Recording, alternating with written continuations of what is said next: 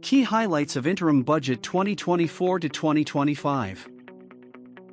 With 2024 being an election year, here are some of the key highlights from the interim budget for the fiscal year FY 24-25 presented by the Finance Minister Nirmala Sitharaman today. Starting off her speech, our Finance Minister noted that the Indian economy has witnessed positive transformation in the last 10 years.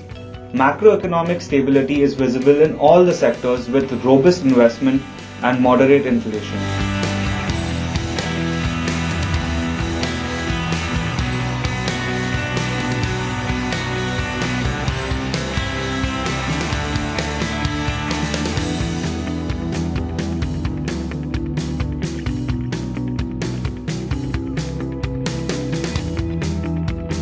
The revised fiscal deficit, which is the gap between the government's revenue and expenses, is at 5.8% of the GDP for FY24, and this is expected to be at 5.1% in FY25. The target is to further reduce this to below 4.5% in FY26. FY25 gross market borrowing was pegged at 14.13 trillion rupees. The FY25 net market borrowing is pegged at 11.75 trillion rupees.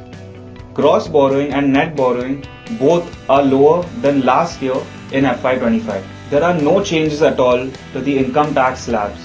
Direct and indirect tax, both rates remain unchanged.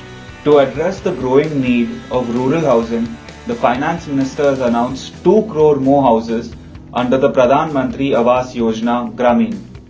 This scheme is already close to achieving its target of 3 crore homes. The overall capex growth is set at 11% year-on-year in FY25, with capex outlay at 11.11 trillion rupees. The FY25 capex outlay is at 3.4% of the GDP. This capex growth of 11% is lower than the expectation. Average household real income increased by 50%. The number of tax filers grew by 2.4 times. The direct tax collection has tripled since 2014.